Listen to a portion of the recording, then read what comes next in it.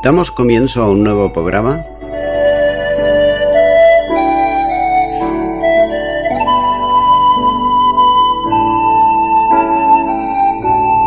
Servidores de Dios.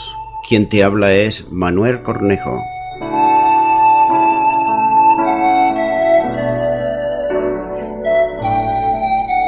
Este es un programa que está respaldado por la Iglesia Evangélica Misión Evangélica de Cataluña.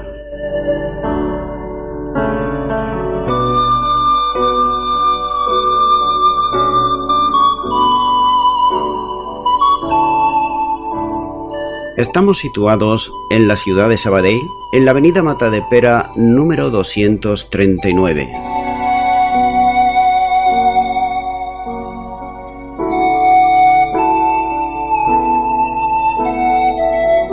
Antes de dar introducción a la palabra de Dios, estaremos poniendo una alabanza.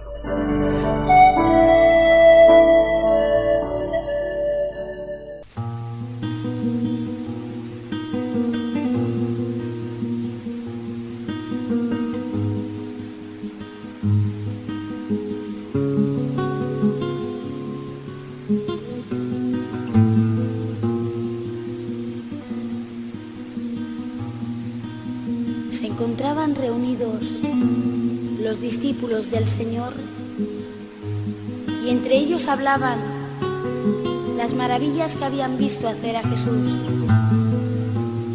Y entre la conversación fue Pedro quien le preguntó a Leví y le dijo: Oye, Leví, ¿cómo conociste tú al Señor?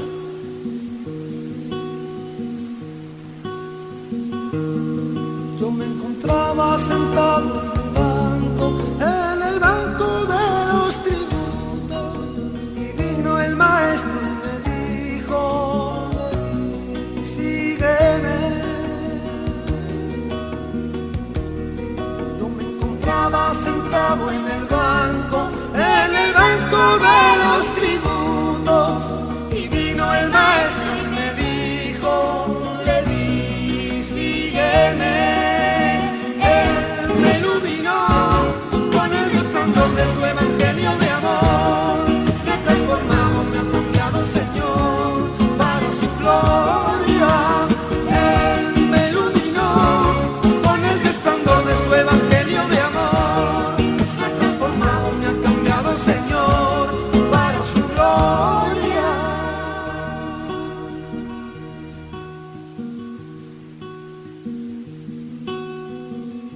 Cuando hubo terminado Leví de contar cómo él conoció al Señor, mirando a Pedro, a él le dijo: Oye, Pedro, ¿y tú?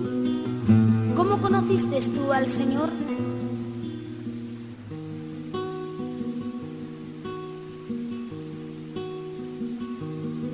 Yo me encontraba con mi hermano en la barca, remendábamos nuestras redes, y vino el maestro y nos dijo: os haré pescadores de hombres. Yo me encontraba con mi hermano en la barca, remendábamos nuestras redes, y vino el maestro y nos dijo: os haré pescadores de hombres. Él me iluminó con el resplandor de su evangelio de amor, me ha transformado, me ha cambiado el Señor para su gloria. Con el resplandor de su evangelio de amor, me ha transformado, me ha cambiado el Señor para su gloria.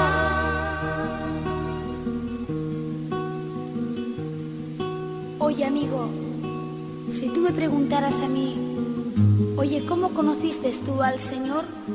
Yo te respondería esto: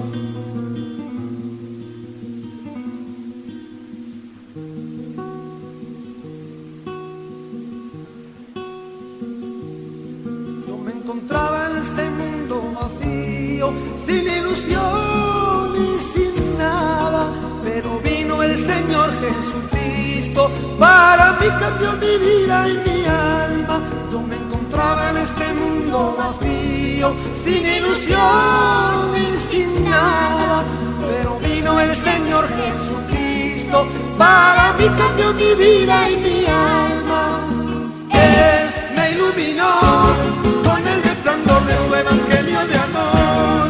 Me ha transformado, me ha cambiado, Señor, para su gloria. Él me iluminó con el resplandor de su evangelio de amor. Me ha transformado, me ha cambiado, Señor, para su gloria.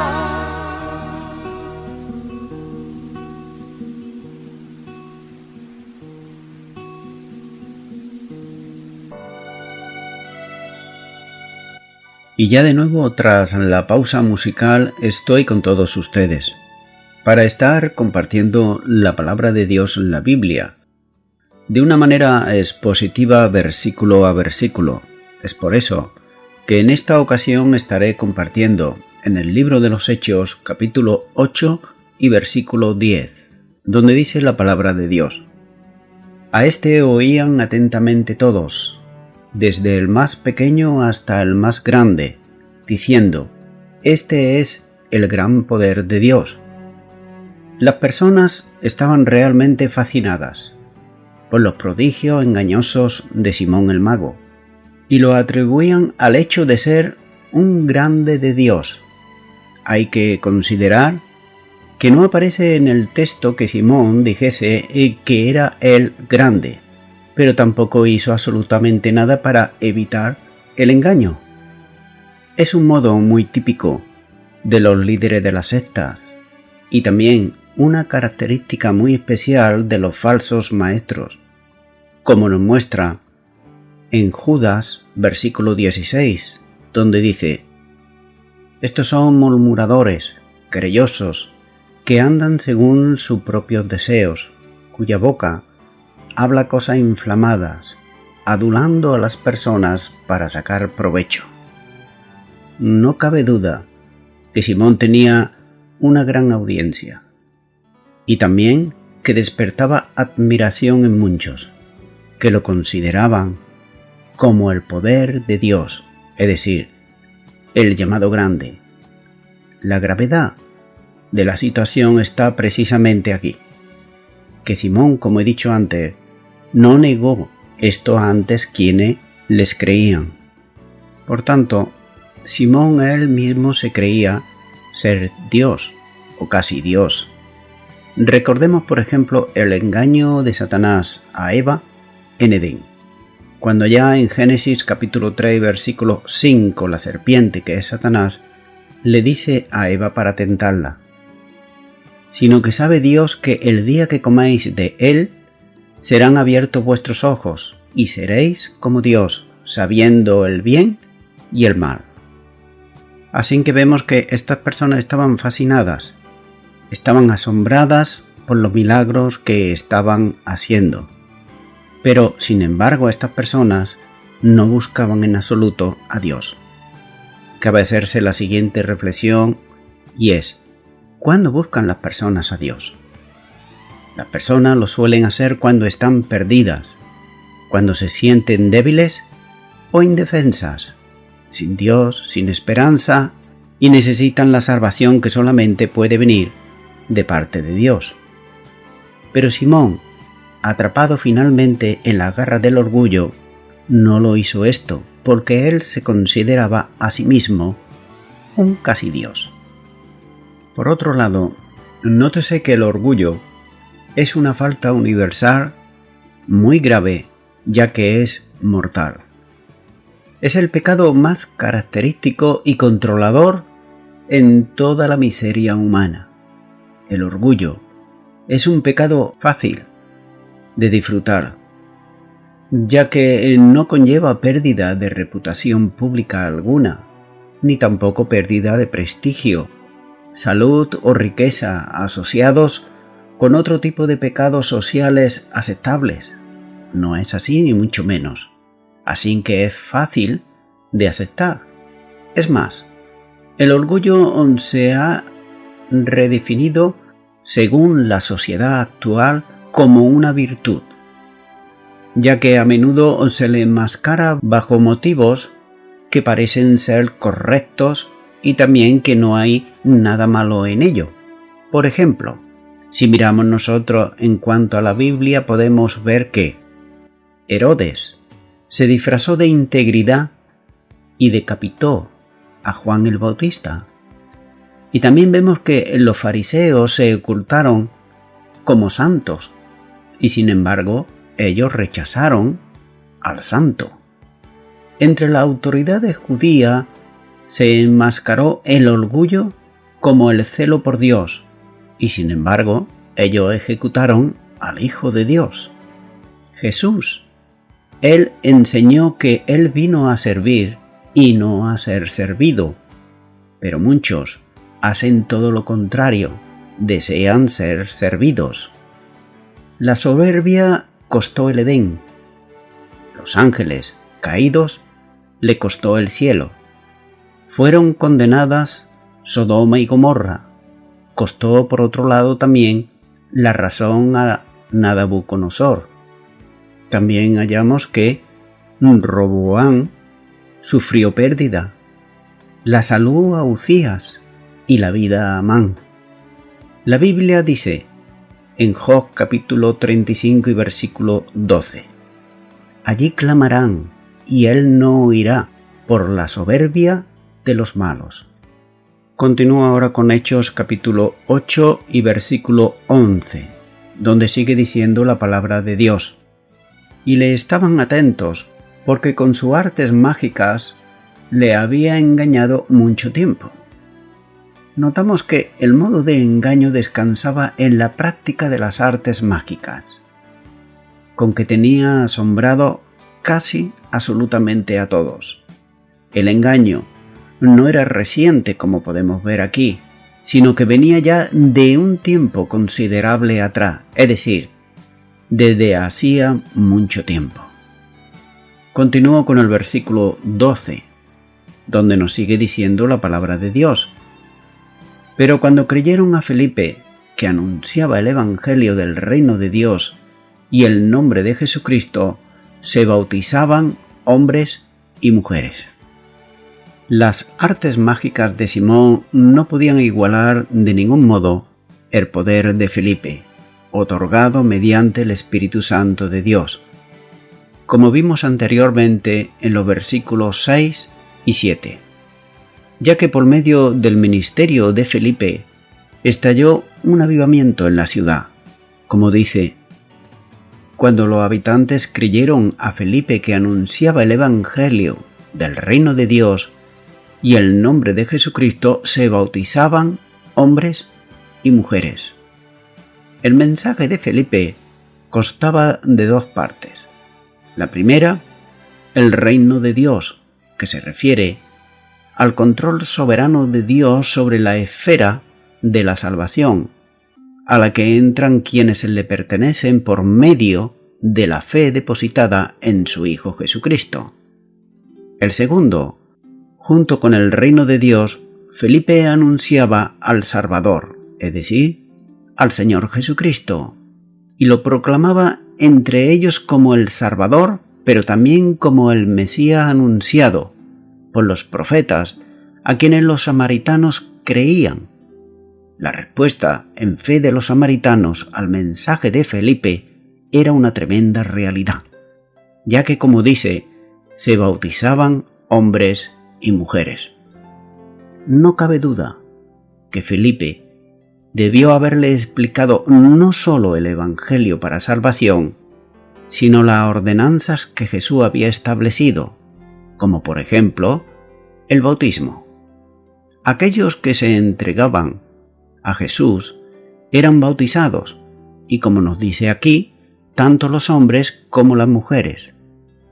Es interesante apreciar nuevamente que el bautismo era y sigue siendo el bautismo bíblico en los días de hoy para personas adultas, y no para niños, y mucho menos para bebés recién nacidos.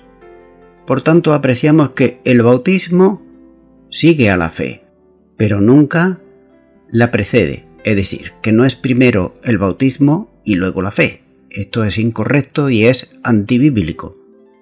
Es por eso que el uso del imperfecto en el verbo griego eran bautizados. indica una práctica que comenzó con los primeros convertidos y continuaba indefinidamente en el cumplimiento de las ordenanzas establecidas por el Señor Jesús. ¿Cuándo eran bautizados? Ya no se dice cómo se hizo en relación con los primeros convertidos de la iglesia de Jerusalén. Sin embargo, se dice que se bautizaban todos los que habían creído. No cabe duda que la iglesia en Samaria había comenzado con un buen número de creyentes. Continúa ahora con Hechos capítulo 8 versículo 13, donde sigue diciendo la palabra de Dios. También creyó Simón mismo, y habiéndose bautizado, estaba siempre con Felipe, y viendo las señales y grandes milagros que se hacían, estaba atónito. A medida que más personas creían, notamos aquí que Simón veía que sus seguidores disminuían. Su declive era real y su popularidad también. Es por eso que él tenía, por otro lado, un anhelo de estar asociado con Dios y con el Mesías, y un deseo de aprender lo que pareció para él como el poder de Felipe. Así que motivó a Simón mismo a creer. Sigue diciendo este versículo que después de haberse bautizado, Simón estaba siempre con Felipe. Y lo estaba al menos por 3 razones perceptibles. Por ejemplo, la primera, Simón quería mantener el contacto con las personas que seguían al predicador, es decir, a Felipe, ya que al unirse Simón al movimiento de Felipe, él iba donde estaba la acción y conservaba viva la oportunidad para poder también influir. Segundo, como lo dice aquí, viendo las señales y grandes milagros que se hacían, estaba atónito. El hombre tenía, por decirlo así, un interés profesional en averiguar el origen de los asombrosos poderes de Felipe. Recuerdo, tenía un interés profesional. Tercero, según muestra su conducta posterior, quiso encontrar la manera de adquirir ese poder para sí mismo. Hay que también tener en cuenta que en aquel tiempo los magos solían venderse entre ellos los trucos nuevos que sacaban y también sus encantamientos que otros no tenían, es decir, se los vendían lo uno al otro. Y Simón consideraba que esto era algo parecido. También hay que considerar sobre Simón que muy pronto, pese a ser bautizado, se hizo evidente que el bautismo de Felipe no le salvó a Simón, ya que el bautismo no tiene poder para quitar el pecado. Sin embargo, es importante y se ha ordenado para todos los creyentes después de la salvación, ya que es un mandato de parte del Señor Jesús, a pesar de que no juega ningún papel en ella. Pero Simón el Mago vio la salvación como algo puramente ritualista, como un asunto externo y como una acción adicional en su vida, en lugar de verla como una transformación total de su vida desde el interior, como nos muestra a nosotros la palabra de Dios. Por ejemplo, en 2 de Corintios capítulo 5 y versículo 17 dice: de modo que si alguno está en Cristo, nueva criatura es. Las cosas viejas pasaron, he aquí, todas son hechas nuevas. Tampoco el tener una fe superficial es suficiente para la salvación. Por ejemplo, el Evangelio de Juan dice en Juan capítulo 2 a partir del versículo 23 al 25, dice: estando en Jerusalén en la fiesta de la Pascua, muchos creyeron en su nombre, viendo las señales que hacía. Pero Jesús mismo no se fiaba de ellos, porque conocía a todos, y no tenía necesidad de que nadie le diese testimonio del hombre, pues él sabía lo que había en el hombre. Aquí nos muestra una vez más la deidad del Señor Jesús, porque solamente conoce el interior, es decir, el corazón del hombre, Dios. Y aquí lo muestran estos versículos bien claro. Así que Simón creyó en las señales, pero no en aquel cuyo poder estaba detrás de esas señales. La verdadera salvación no es siempre profesión, ni tampoco un acto ritual. Es el producto de una transformación divina del alma que cambia de amarse a sí mismo a amar a Dios, de amar al pecado a buscar la santidad. Continúo ahora con los versículos 14 en adelante y hallaremos aquí que los versículos 14 al 17 nos va a estar hablando de los samaritanos creyentes y el Espíritu. Y comienzo con este versículo 14 donde nos dice la palabra de Dios: Cuando los apóstoles que estaban en Jerusalén oyeron que Samaria había recibido la palabra de Dios, enviaron allá a Pedro y a Juan. La noticia de lo que había ocurrido en Samaria, como resultado del ministerio de Felipe, llegó al conocimiento de la iglesia en Jerusalén. La gran comisión establecida por Jesús de predicar el Evangelio simultáneamente en Jerusalén, en toda Judea y Samaria, tal y como dice en Hechos 1:8, se había cumplido. Así que nuevamente se aprecia que evangelizar es sinónimo de proclamar la palabra de Dios. Lucas dice que lo que había ocurrido en Samaria no era otra cosa que la aceptación de la palabra, es decir, del mensaje que proclamaba la persona y la obra de Jesucristo, y que llama a la fe a quienes lo oyen, ya que la fe viene por el oír y el oír la palabra de Dios. Sigue diciendo que enviaron allá a Pedro y a Juan. Los 12 tomaron la determinación de enviar a 2 de ellos a Samaria. En este caso concreto eran Pedro y Juan. Ellos conocían muy bien a Felipe y no tenían duda alguna de su ministerio y también de la fe que predicaba. No parece tampoco, por otro lado, que el envío de los apóstoles tuviera que ver con dificultades en el establecimiento de la iglesia en Samaria, ya que el núcleo de los creyentes que la formaba estaba bien consolidado. Muchos habían oído y creído en el Evangelio que Felipe les anunciaba. Por tanto, la presencia de los apóstoles equivale a una identificación con una obra nueva que estaban haciendo y que Dios estaba uniendo a judíos y a samaritanos en un solo cuerpo. Esto era una auténtica novedad, especialmente para los judíos, y más todavía si los creyentes eran sus enemigos seculares, a quienes consideraban los judíos despreciables e incluso herejes. Dicho sea de paso también, hay que considerar 2 detalles muy interesantes en cuanto a este versículo, y es que Juan es enviado a Samaria con una misión apostólica en relación con los creyentes de aquel lugar, para aceptarlos como igual es en la iglesia. Pero unos años antes, durante el ministerio del Señor Jesús, este mismo Juan, que ahora va a Samaria, había sugerido al Señor Jesús, airado, porque los samaritanos no le daban hospedaje, y él le dijo que hiciera descender el fuego del cielo para que los consumiera, como nos dice en Lucas capítulo 9, a partir del versículo 52.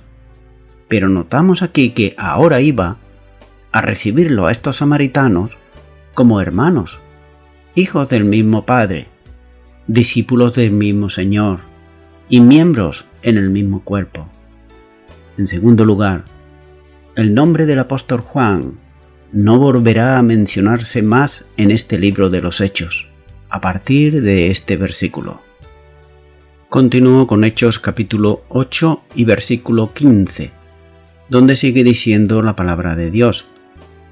los cuales, habiendo venido, oraron por ellos para que recibiesen al Espíritu Santo.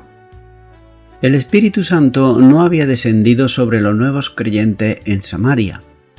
En Hechos, como se ha dicho antes, hay asuntos irrepetibles y que no pueden darse en la actualidad, como por ejemplo el descenso del Espíritu Santo sobre los que creían, en la forma tal y como ocurrió en Pentecostés, ya que hay que entender que ahora ya está el Espíritu Santo aquí sobre la Iglesia de Cristo, y por tanto, el sonido recio, como se sintió en Pentecostés, es irrepetible.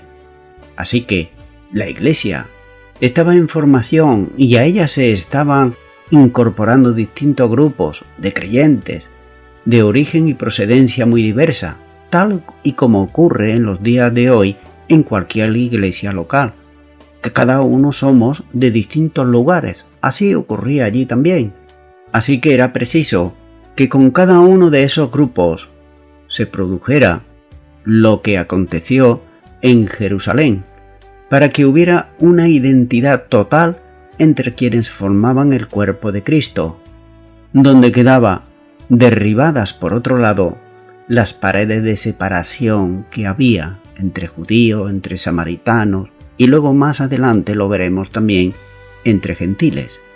Y vemos que concluía todas las diferencias raciales, sociales y religiosas, como nos muestra por ejemplo en Gálatas, capítulo 3, versículo 28, que ahí no está hablando de esa pared intermedia.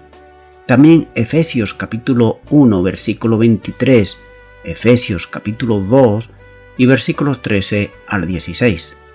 Por esta razón, la experiencia de Pentecostés se repite con cada uno de los grupos que van siendo incorporados a la Iglesia de Cristo también en la actualidad. Por ejemplo, podemos ver aquí, en Hechos, la experiencia de los judíos en Pentecostés, Hechos capítulo 2. Podemos también apreciar los samaritanos en este pasaje que estamos compartiendo, pero también podemos ver los gentiles en casa de Cornelio, Hechos capítulo 10, versículo 44. También los discípulos de Juan el Bautista en el ministerio de Pablo, Hechos capítulo 19, versículos 5 y 6. En todos los casos, la manifestación del Espíritu Santo sobre el nuevo grupo que se integra en la Iglesia es de total actualidad en los días de hoy. Dice que llegados los apóstoles, es decir, Pedro y Juan, oraron para que recibieran al Espíritu Santo. Hay que tener en cuenta que no eran ellos, que no eran Pedro y Juan los que daban el Espíritu Santo, sino que venía de Dios, y Dios lo enviaba en respuesta a la oración de los apóstoles. No supone esto que el Espíritu Santo no hubiera operado anteriormente en la conversión de todos a Jesucristo, ya que el Espíritu Santo, el que nos convence al principio de pecado, juicio y justicia. Por tanto, en el bautismo del que se habla en el versículo siguiente, estaban testificando públicamente que habían creído en Cristo, en respuesta al mensaje del Evangelio que Felipe predicaba. También hay que tener en cuenta algo muy importante, y es que la conversión trae aparejada, juntamente, es decir, no puede ir por otro lado, la regeneración espiritual y la dotación del Espíritu Santo sobre aquel o aquella que cree.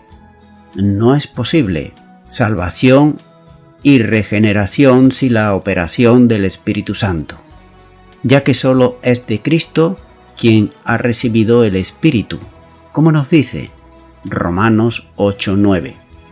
Mas vosotros no vivís según la carne, sino según el Espíritu, si es que el Espíritu de Dios mora en vosotros. Y si alguno no tiene el Espíritu de Cristo, no es de él.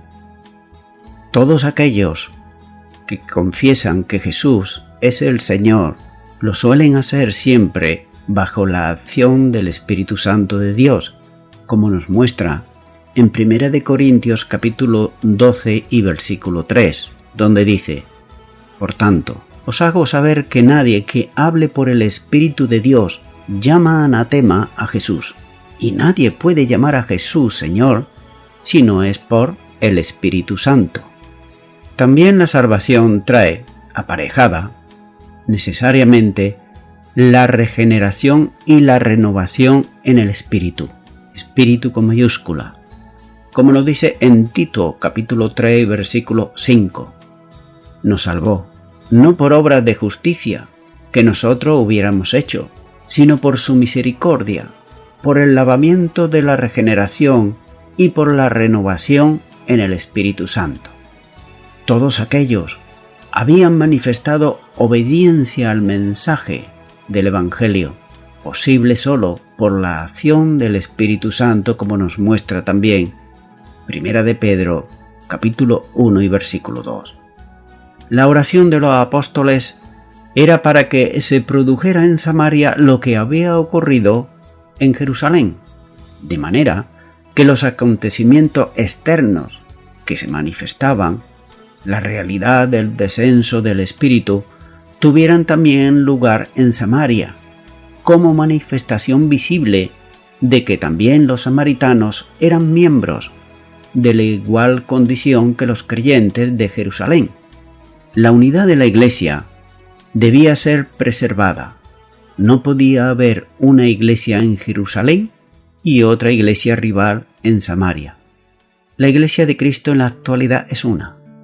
Esto hay que tenerlo bien en cuenta, ya que las denominaciones son invenciones humanas.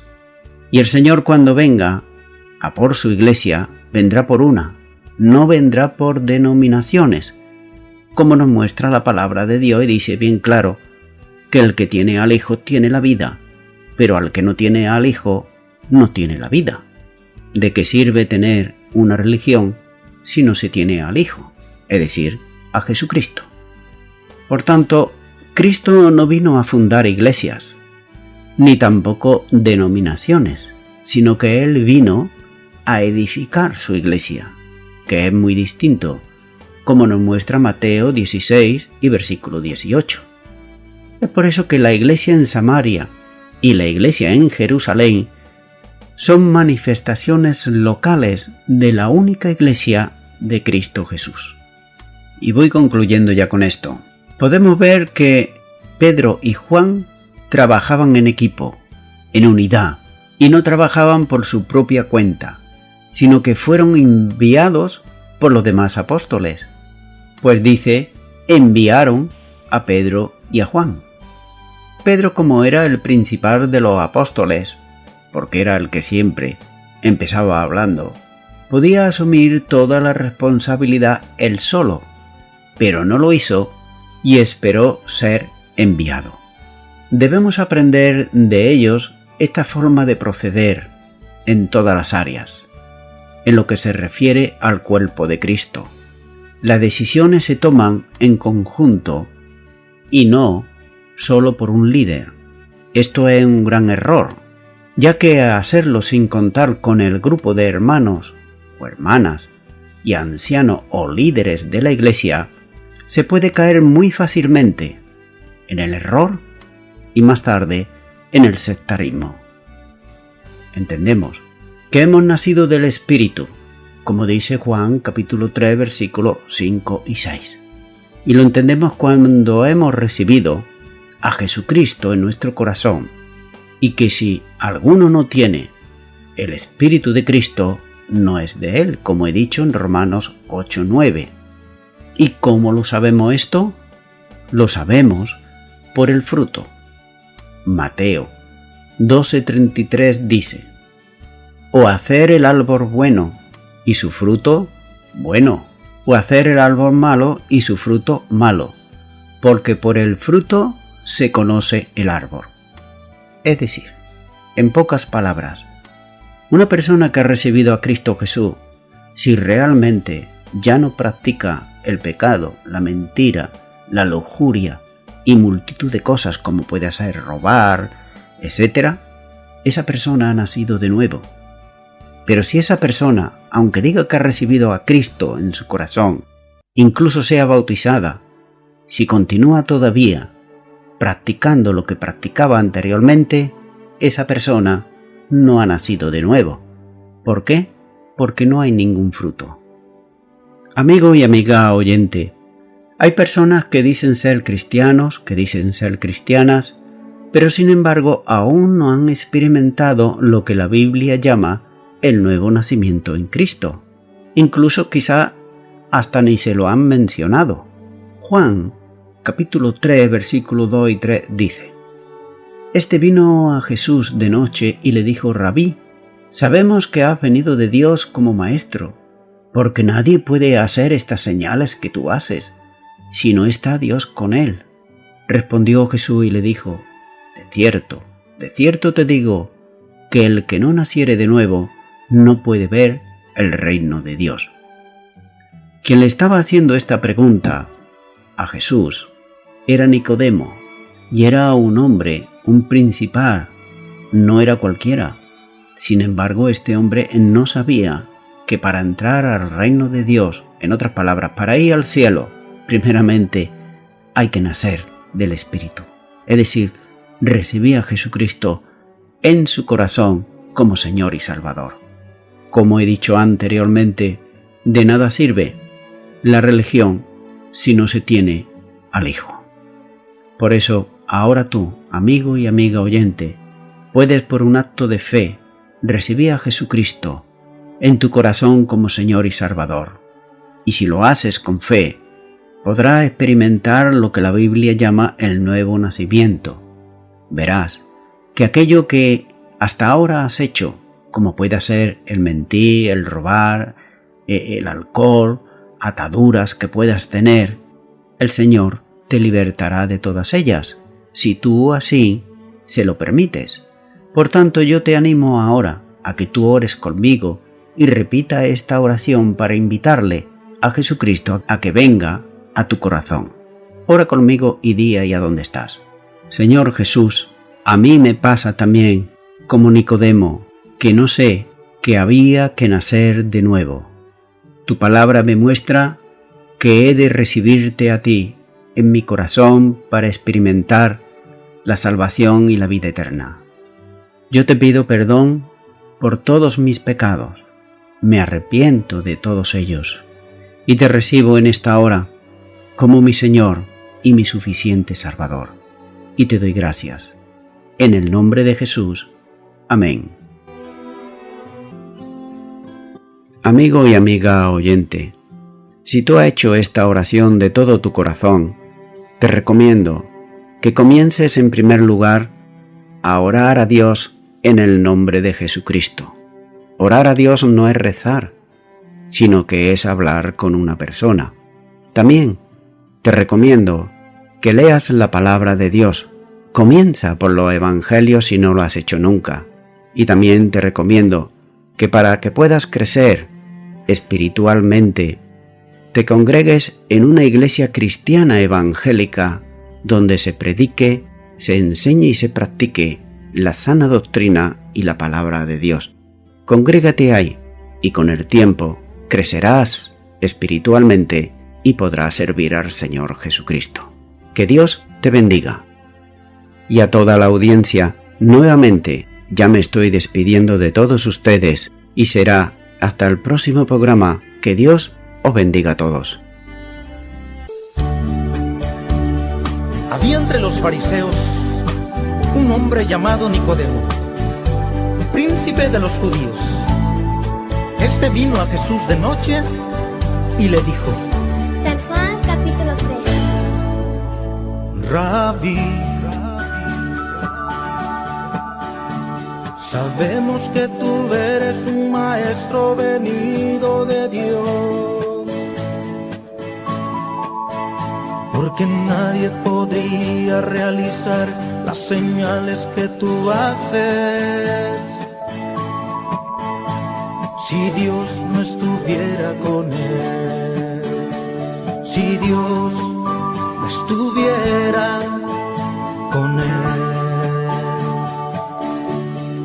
Y Jesús Respondiendo le dijo así: te aseguro, el que no nace de nuevo no puede ver el reino de Dios.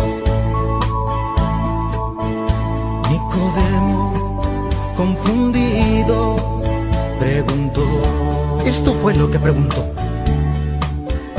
¿cómo puede un hombre nacer siendo viejo? ¿Puede entrar al vientre de mamá otra vez y nacer? ¿Cómo puede un hombre nacer siendo viejo? ¿Puede entrar al vientre de mamá otra vez y nacer? Y al mirar Jesús la confusión de Nicodemo, le respondió: el que no nace de agua y del Espíritu, el que no nace de agua y del Espíritu, no puede entrar, no, en el reino de Dios. El que no nace de agua y del Espíritu, el que no nace de agua y del Espíritu, no puede entrar, no, en el reino de Dios. ¿Cómo puede un hombre nacer siendo viejo? ¿Puede entrar al vientre de mamá otra vez y nacer? ¿Cómo puede un hombre nacer siendo viejo? ¿Puede entrar al vientre de mamá otra vez y nacer? El que no nace de agua y del Espíritu, el que no nace de agua y del Espíritu, no puede entrar, no, en el reino de Dios. El que no nace de agua y del Espíritu, el que no nace de agua y del Espíritu, no puede entrar, no, en el reino de Dios.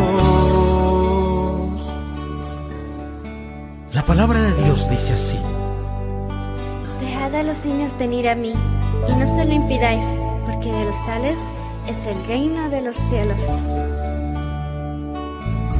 Pero un día, queridos niños, crecerán y tendrán que decidir, así como Nicodemo, nacer del agua y del Espíritu. ¿Cómo? Por medio del bautismo. ¿Cómo puede un hombre nacer siendo viejo? ¿Puede entrar al vientre de mamá otra vez y nacer?